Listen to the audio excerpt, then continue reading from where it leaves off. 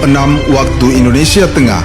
Inilah Radio Republik Indonesia Bau-Bau dengan Warta Kepton, berita seputar Kepulauan Buton. Kita selama 2025 ini pertumbuhan penumpangnya itu kita melayani sekitar 569.000 penumpang dan 473.000 kendaraan. Kemudian saya sampaikan juga di Polres Bau-Bau juga ini sudah ada dapat pembagian etle mobile yang dinamakan handheld, ini berupa handphone. Jadi bisa kita menilang secara elektronik.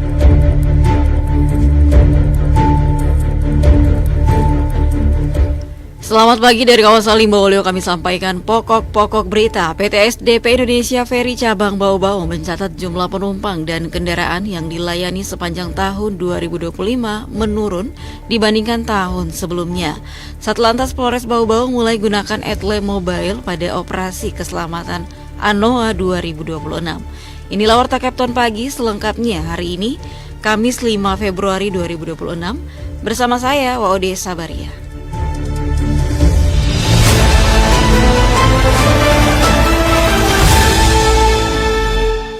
Saudara, kita awali berita yang pertama. PT SDP Indonesia Ferry Cabang Bau-Bau mencatat jumlah penumpang dan kendaraan yang dinilai sepanjang tahun 2025 menurun dibanding tahun sebelumnya. Selengkapnya Afriansah melaporkan. Tapi secara total itu dibandingkan dengan tahun sebelumnya itu terjadi penurunan sekitar 6%. PT SDP Indonesia Ferry Persero Cabang Bau-Bau mencatat penurunan performa operasional sepanjang tahun 2025. Jumlah penumpang dan kendaraan yang dilayani terpantau menyusut dibandingkan tahun sebelumnya. General Manager PT SDP Cabang Bau-Bau, Zulifan Ramadana Miraza mengungkapkan total produksi selama 2025 mencapai 569.000 penumpang. Sementara untuk sektor kendaraan, pihaknya melayani sebanyak 473.000 unit dengan total 19 lintasan. Kita selama 2025 ini pertumbuhan penumpangnya itu kita melayani sekitar 569.000 penumpang dan 473.000 kendaraan. Tapi secara total itu dibandingkan dengan tahun sebelumnya itu terjadi penurunan sekitar 6%. Zulifan menjelaskan bahwa penurunan ini membuat capaian perusahaan tidak memenuhi target tahunan, padahal target perusahaan diproyeksikan selalu meningkat setiap tahunnya. Pihaknya belum memberikan rincian pasti penyebab penurunan tersebut, namun indikasi awal menunjukkan adanya perubahan perilaku pengguna jasa. Kita belum menganalisa lebih dalam ya, tapi kalau dilihat produksinya berarti ada tren pengguna jasa itu sudah mulai kurang untuk melakukan perjalanan. Pada tahun 2026, SDP Bau-Bau menyiapkan langkah agar produksi tidak terus menurun. Komposisi layanan penyeberangan dibagi seimbang antara lintasan komersil dan perintis masing-masing 50%. Khusus lintasan perintis, ASDP telah menandatangani kontrak kerjasama dengan para pemangku kepentingan. Langkah ini diharapkan mampu menjaga konektivitas antar wilayah dan mendorong kembali pertumbuhan penumpang. Reporter RRI Bau-Bau, Afriansah, terus mengudara untuk Indonesia.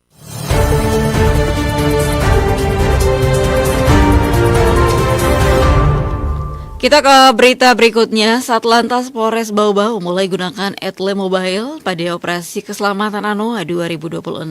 Mengenai hal itu, Waode Nur Liani melaporkan. Penerapan bukti pelanggaran lalu lintas atau tilang elektronik di wilayah hukum Polres Bau-Bau kini semakin mudah. Betapa tidak, pada momen operasi keselamatan ANOA 2026, Satlantas Polres Bau-Bau mulai melengkapi personilnya dengan alat etle mobile handheld. Etle mobile handheld merupakan sistem tilang elektronik portable yang dibawa langsung oleh petugas kepolisian di lapangan. Sistem ini mengandalkan aplikasi etle presisi yang terpasang pada ponsel khusus milik personil untuk memotret pelanggaran lalu lintas yang terjadi di jalan raya. Kasat Lantas Polres Bau-Bau Ibtu Burhanuddin mengatakan saat ini pihaknya baru memiliki 1 unit etle mobile handheld. Sebelum penerapan secara penuh, Satlantas Polres Bau-Bau terlebih dahulu melakukan sosialisasi kepada masyarakat, khususnya para pengguna jalan. Ibtu Burhanuddin menjelaskan, dengan perangkat ini, petugas dapat mendokumentasikan pelanggaran menggunakan smartphone atau perangkat khusus yang telah terintegrasi dengan database nasional, sehingga proses penindakan dapat dilakukan secara elektronik. Jadi nanti kita lihat di lapangan kalau memang berpotensi menimbulkan kecelakaan, membahayakan nyawa orang lain, itu bisa kita lakukan penindakan. Terus kemudian saya sampaikan juga di Polres Bobowo juga ini sudah ada dapat pembagian etle mobile. Etle mobile yang dinamakan handheld, ini berupa handphone, jadi bisa kita menilang secara elektronik. Untuk mendukung kegiatan tersebut, Kasat menambahkan di simpang Tugu Kirap Bau-Bau yang kerap macet saat ini telah dilengkapi dengan kamera CCTV. Kamera tersebut difungsikan untuk memantau pergerakan arus lalu lintas serta potensi pelanggaran di kawasan tersebut. Selama pelaksanaan operasi keselamatan ANOA 2026 yang berlangsung sejak 2 hingga 14 Februari mendatang, Satlantas Polres Bau-Bau telah mengerahkan 39 personil. Personil tersebut disebar di sejumlah titik rawan kecelakaan lalu lintas serta titik-titik strategis yang kerap terjadi pelanggaran. Wadi Nurliani, reporter dari Bau-Bau, melaporkan.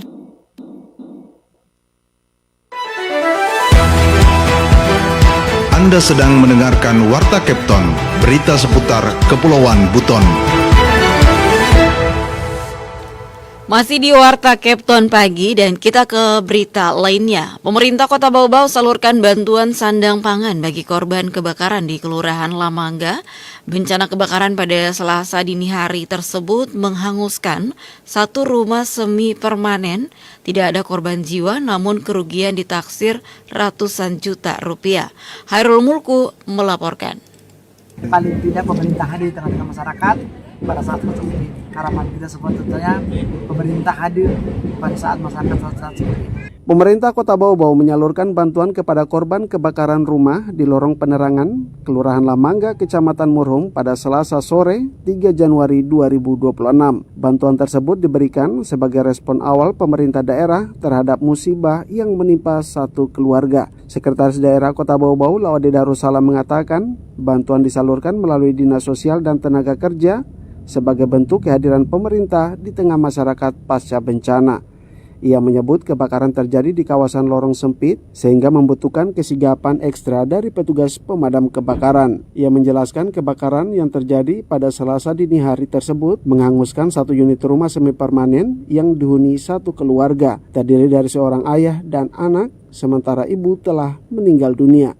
Taksiran kerugian akibat kebakaran diperkirakan mencapai ratusan juta rupiah. Walaupun kami sadari ini tidak akan mencukupi sesuai dengan apa yang mereka rasakan. Paling tidak pemerintah hadir di tengah-tengah masyarakat pada saat seperti ini. Harapan kita semua tentunya pemerintah hadir pada saat masyarakat saat seperti ini. Sekda juga mengimbau masyarakat untuk meningkatkan kewaspadaan khususnya dalam kondisi cuaca yang tidak menentu. Ia menekankan pentingnya mitigasi kebakaran yang bersumber dari kelistrikan maupun penggunaan kompor rumah tangga. Seluruh masyarakat Kota Bau-Bau dimanapun Anda berada, dimanapun kita berada semua, tolong sebelum tidur, sebelum berpergian dipastikan kompor kita, kemudian alat listrik kita sudah dalam keadaan aman semua ya, dipastikan karena ini cuacanya agak ekstrim ya, angin yang tiba-tiba dan hujan yang menimbulkan korslet listrik. Dari masyarakat diharapkan dipastikan kompor apa semua sudah aman ketika meninggalkan rumah. Sementara itu, Kepala Dinas Sosial dan Tenaga Kerja Kota Bau-Bau Siti Amalia Abibu menyampaikan bantuan yang disalurkan bersifat penanganan awal pasca bencana untuk memenuhi kebutuhan dasar korban. Bantuan yang diberikan berupa sandang seperti pakaian dan sarung, alat-alat rumah tangga, serta panganan berupa beras, telur, dan mie instan. Pemerintah Kota Bau-Bau memastikan akan terus melakukan pendampingan serta koordinasi lintas perangkat daerah dalam penanganan lanjutan bagi korban kebakaran tersebut. Dari Kota Bau-Bau, Hairul Mulku melaporkan.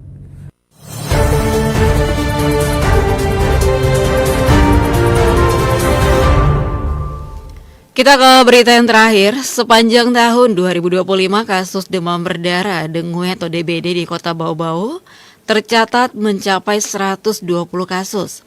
Meski demikian, seluruh kasus tersebut berhasil ditangani dengan baik dan tidak menimbulkan korban jiwa.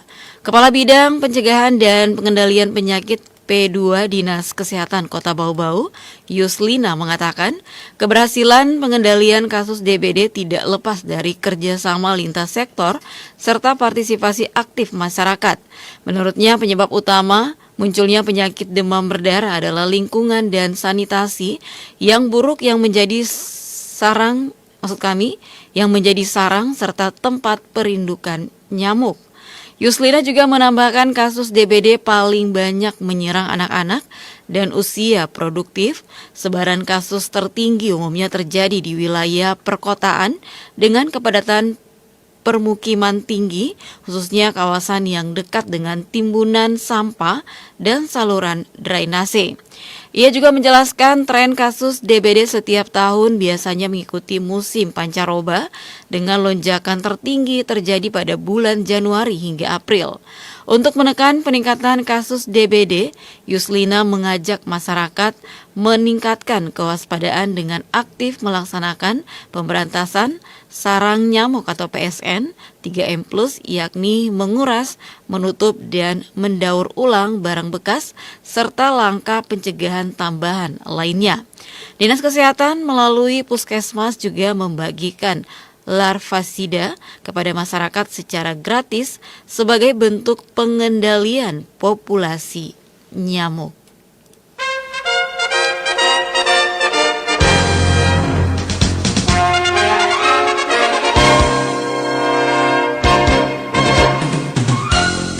Saudara, sebelum kami akhiri kami sampaikan pokok-pokok berita. PT SDP Indonesia Ferry Cabang Bau-Bau mencatat jumlah penumpang dan kendaraan yang dilayani sepanjang tahun 2025 menurun dibandingkan tahun sebelumnya. Satlantas Polres Bau-Bau mulai gunakan etle mobile pada operasi keselamatan ANOA 2026. Demikian Warta Kepulauan Pagi, mewakili kerabat kerja yang bertugas, saya mengucapkan selamat pagi.